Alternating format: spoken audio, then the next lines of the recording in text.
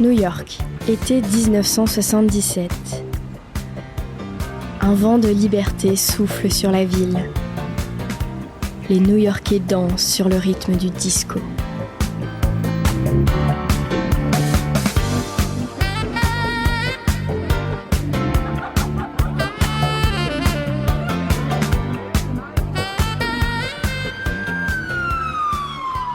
Mais New York, ce n'est pas seulement une vie nocturne animée, c'est aussi la ville des crimes et de la violence.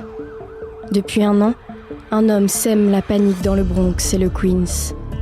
Celui qui se fait appeler le fils de Sam tire sur des innocents dans les rues et défie les autorités. Ses cibles, des couples et surtout des femmes aux longs cheveux bruns. Le tueur semble inarrêtable.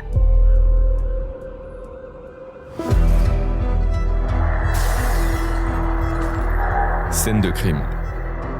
Ça m'intéresse revient sur ces crimes qui ont fait trembler les villes.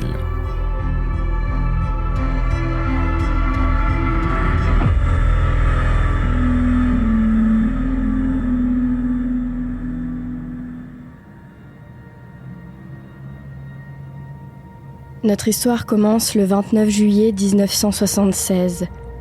Il est 1h10 du matin. Donna Loria, 18 ans, et Jody Valenti, 19 ans, discutent dans une voiture, garée à Pelham Bay, dans le Bronx. Elles viennent de passer la soirée dans une discothèque de New Rochelle. Donna s'apprête à sortir du véhicule et remarque qu'un homme se dirige vers elle. Tout va très vite. L'individu sort un pistolet d'un sac en papier et lui tire dessus. La jeune femme est tuée sur le coup. Jody, son amie, est toujours au volant de sa voiture. Elle reçoit une balle dans la cuisse. Le tueur repart dans l'obscurité. D'après la description de Jody, il s'agirait d'un homme blanc d'une 30aine d'années. Il mesurait 1m73 et aurait des cheveux courts, foncés et bouclés. La police émet plusieurs hypothèses et pense notamment à la mafia italienne. 3 mois plus tard, le 23 octobre 1976, vers 2h du matin, Carl Denaro, 20 ans, et Rosemary Keenan, 18 ans, sont visés alors qu'ils se trouvent dans une voiture garée dans le Queens. Carl reçoit une balle dans la tête et réussit malgré tout à prendre la fuite. Le couple survit miraculeusement à l'attaque. 1 mois plus tard, 2 lycéennes sont grièvement blessées par balle. Les 2 jeunes filles s'en sortiront vivantes, mais l'une d'elles restera paraplégique. La police ne fait toujours pas le lien entre toutes ces fusillades. Il faut attendre le 30 janvier 1977 et l'assassinat de Christine Freund pour que les enquêteurs fassent leur rapprochement.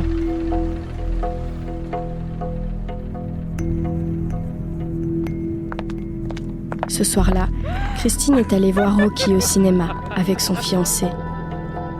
Le couple se trouve dans une voiture stationnée dans le Queens quand un homme leur tire dessus. Emergency, which service? La jeune femme meurt quelques heures plus tard à l'hôpital. Son fiancé est blessé et ne parvient pas à décrire son agresseur. Le 8 mars 1977, la série noire continue. Une étudiante de Columbia est tuée par balle alors qu'elle rentre chez elle à pied. La psychose s'installe. Un tueur opère dans le Bronx et le Queens. Il semble viser des couples dans leur voiture et s'intéresse plus particulièrement à des femmes aux cheveux longs et bruns. L'arme utilisée est un revolver Bulldog de calibre 44. La police est activement à la recherche du tueur. 300 agents sont mobilisés sur ce dossier, mais l'individu ne va pas tarder à frapper de nouveau. Le 17 avril, vers 3h du matin, un couple assis dans une voiture est tué par balle, dans le Bronx. En inspectant la scène de crime, les policiers font une découverte étrange. Le tueur a laissé dans la voiture une lettre adressée au capitaine Joseph Borelli de la police de New York. Je suis profondément blessé que vous disiez que je déteste les femmes. Ce n'est pas le cas, mais je suis un monstre. Je suis le fils de Sam. Je suis un sale gosse. Quand le père Sam est ivre, il devient méchant. Il bat sa famille. Sam aime boire du sang. Sors et tue, ordonne le père Sam. Je reviendrai. Je reviendrai. Le tueur au calibre 44 a désormais un nom, le fils de Sam. Des psychiatres dressent son portrait psychologique. Il souffrirait de schizophrénie paranoïde et penserait être victime d'une possession démoniaque. Après la police, le tueur va directement s'adresser aux médias. Le 30 mai, un chroniqueur du Daily News reçoit une lettre signée par le fils de Sam. Vous pouvez m'oublier si vous le souhaitez, car je n'aime pas la publicité. Cependant, vous ne devez pas oublier Donna Loria, et vous ne pouvez pas non plus laisser les gens l'oublier. C'était une fille très, très gentille. Mais Sam est un garçon assoiffé, et il ne me laissera pas arrêter de tuer jusqu'à ce qu'il soit rassasié de sang. PS, veuillez informer tous les détectives travaillant sur l'affaire que je leur souhaite bonne chance. La lettre est publiée une semaine plus tard. Le journal est vendu à plus d'1 million d'exemplaires. L'affaire prend une autre dimension.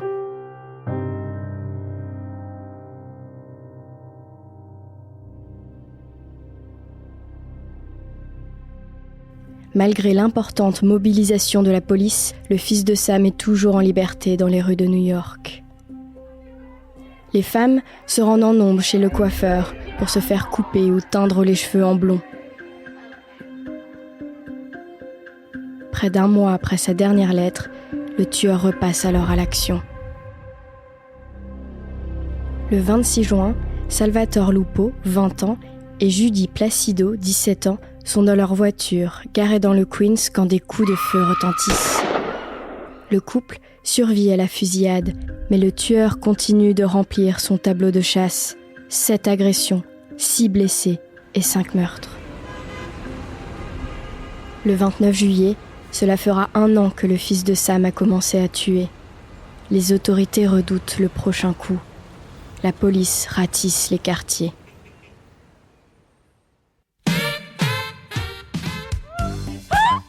Le 31 juillet, Stacy Moscovitch et Robert Violante flirtent dans une voiture garée sous un lampadaire à Brooklyn. Ils ont tous les deux 20 ans et c'est leur premier rendez-vous. Un homme s'approche du véhicule côté passager et leur tire dessus. Stacy ne survivra pas.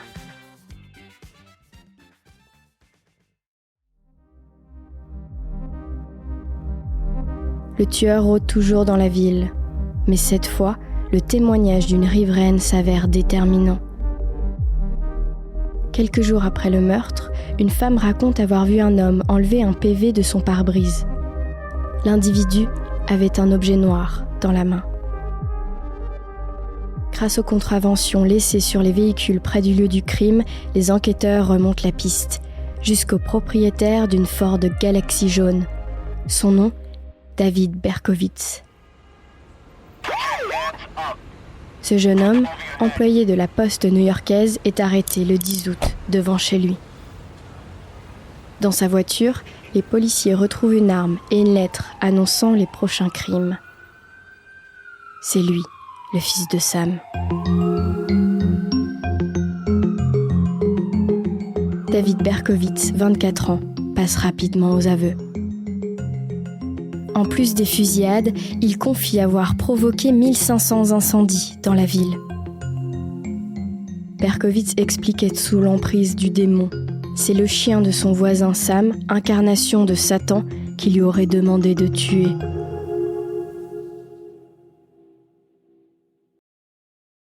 Jugé sain d'esprit, Berkowitz plaide coupable. Il est condamné le 12 juin 1978 à 365 ans de prison.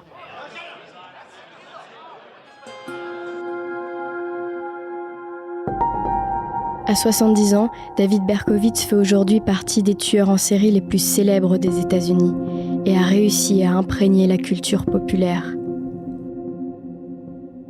Si le tueur est toujours derrière les barreaux, certains pensent que cette affaire n'est pas résolue.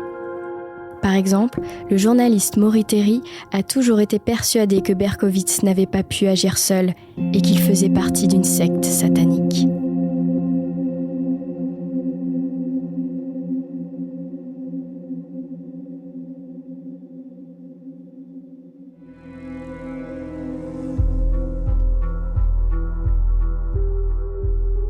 Vous venez d'écouter le dernier épisode de la saison 6 de Scènes de crime. En attendant la prochaine, retrouvez plus de crimes avec Scènes de livres, le nouveau podcast de Ça m'intéresse, dédié aux fictions de vos auteurs préférés.